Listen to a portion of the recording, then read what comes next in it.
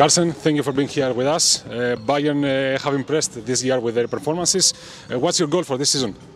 I would say our goal really is just to be the best we can every game, and just we'll see where we turn out at the end of the year. But just taking it week by week, game by game, and just see.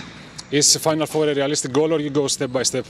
Honestly, I'd like to do step by step. I think just focusing on being the best we can for that week, that round of EuroLeague, that domestic league game, and then we just go from there. I think once you have these goals super far, which is fine to have them, I think sometimes you can look past, so I don't want to do that too much. And how's your collaboration with Mr. Herbert? You're having a great season this year. I think it's okay. I've enjoyed playing for him, and I just try to be my best and try to help the team win. And whatever he asks me to do, I try to be my best at it. You know, so. You are having a difficult game tomorrow against Olympiacos. Bayern won the first game. What is your opinion about the Greek team?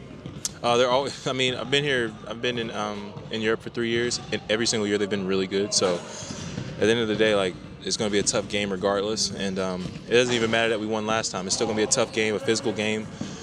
You know, and they have a lot of good players. They're physical on defense, so you just got. That's what is expected every game, but especially from this team, yeah.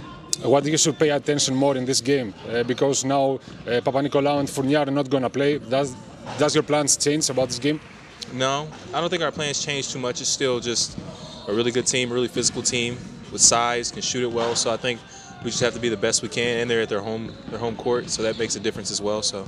And as you said, you have played a lot of games here in Peace and Friendship Stadium. Mm-hmm. Does the presence of fans affect the game in a way? I think the atmosphere. I just enjoy it, man. I think to have the fans. I appreciate the fans, whether I'm the home team or the away team. Just them to come out and support and cheer for their teams. I appreciate that. So I just enjoy that whole environment. Luca Vildosa said earlier today that you are a great talent, great player. Are you honored that your opponents recognize your work and the way you play?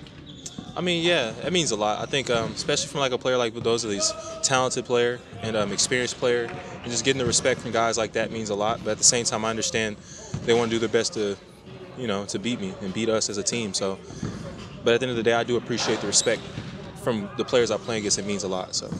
I know that you're not a big fan of numbers, but according to them, this is your best season so far in Europe. What else should we expect from you as a player? Oh man, I think kind of like we said about the other question, is just trying to take it game by game, man. Just be the best I can. I feel like there's so many things I still have to work on. So I mean, just every night is an opportunity to get better, every practice opportunity. So at the end of the day, I'm just trying to improve the best I can. Do you want to improve something specific in your gameplay? I mean, I think we can break it down into specifics, but for me overall, I just want to be better and be more consistent. So I would just say, just overall, just being effective in many ways. So. And this year, many players from the NBA came to EuroLeague. Do you think that this is the most demanding season so far for you in the EuroLeague? Say demanding? Yeah. I mean, maybe just in the sense of my role being a little bigger than the last 2 years. But, I mean, just seeing a lot of talented players coming over here, where there was already talented Europeans here and everything, I think it makes it more competitive. But at the same time, demanding-wise, I think just my role may have increased a little bit from last year, which I'm grateful for, and I want to make the most of it. So that's about it, really. Okay. I really don't want you to ask the common question of which is the best player right now in the EuroLeague. But do you have a player or some players that you admire and you like to watch? I mean, yeah, I think it's tough to choose one because I feel like there's a lot of parts of a lot of players' games that I would like to, you know, take a part of and try to implement in my game. But I think just from a learning aspect, I think I would just say a lot of the experienced guards in EuroLeague I enjoy watching because, you know, they've been successful and they've found ways to stay and do well. So that's my goal. Okay, and before we go to the NBA chapter, I want to ask you, what's the differences from the NBA to the EuroLeague according to the gameplay, to the fan base, etc.? I mean, literally, I think basically just in the question, it says it itself. I think the atmosphere with the fan base, I think every game here for the fans, they show up to support their team and to cheer. It's like difference between like a social event to them here is like they're literally here to like, you know, be a extra player for their team and to try their best to help their team win. And I think just strategy-wise, I think every game, it could just you see something different. I think every team has a different dynamic, whether that be one team is known for physicality and height, the next one's for getting up and down, shooting a lot of threes. Another team is probably for slowing it down in the half-court offense. You just see something different every night, and I think that kind of is a difference when, you know, sometimes in the NBA, like, you have your main guys, and it's kind of just up and down playing, and it's very similar. But do you think that the gameplay of NBA is coming to Europe year per year? I mean, most centers are shooting threes now. Yeah, I think that. I think you know that from Booker. Yeah. So that's true. I think just having a lot of skilled, big shooting threes and more threes being taken. I think at the end of the day, I enjoy the NBA game. I enjoy the European game. So there's a lot of things to appreciate from both. So. Okay, and so what do you remember from your time in the NBA? The things I remembered the most, I think just being able to live my dream. My dream was always being in the NBA. It may not gone completely to what may have been desired, but at the same time, I think it was a dream and it was a blessing. And just being around a lot of veterans that have played well in the NBA and been successful, and just learning routines and things like that. So. I asked you earlier, but do you have on the back of your mind to go back and play again there? We'll see. I'll try to just stay in the moment and be the best I can here, and we'll just see. Every year we try to be our best where we are, and then we go into the off season and just figure it out. So right now I'm just focused on being the best I can in Europe. Did you have a mentor on the Celtics or the Pistons? I wouldn't say necessarily a mentor. I think just there's guys that I would just follow and watch from a distance and trying to pick up on routines that I think would help me a lot. So I think and it was also an idol as you grown up? Did I idolize growing up? Yeah. I mean, I enjoy just the game of basketball, watching players. I think idolizing, just more as a person, like my dad, really. But outside of like that, just watching the game of basketball, guys that are my height, that were successful, and just trying to find ways to follow them. So you don't have a specific player of all time, your favorite player of all time, or something like this?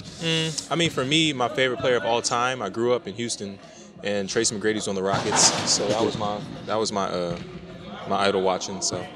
Okay, makes sense. And if you go back in time, do you think that young Kársen will be happy as you are right now, as a person and a player, basketball player? Would I be happy with where I am? Yeah. I think, yeah.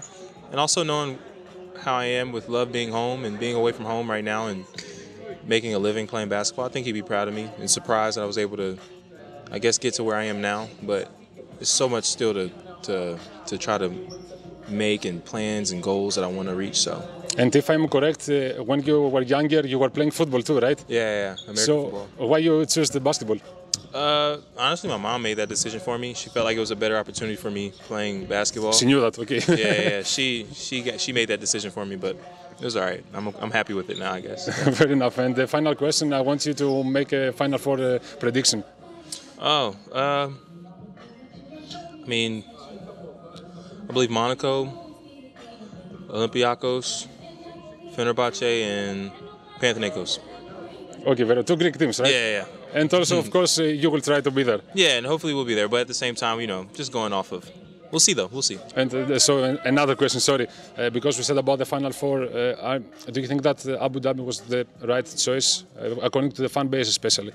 Because it's not that easy to travel there as a fan. I mean, I guess. I think sometimes even if the fans aren't able to travel, I think being able to play in an area like that and hopefully build a fan base in that country and in that part of the world is important too. So we'll see how it goes. I think it's a cool experience for whoever goes. Okay, thank you very much, Kársen. Yeah, thank you.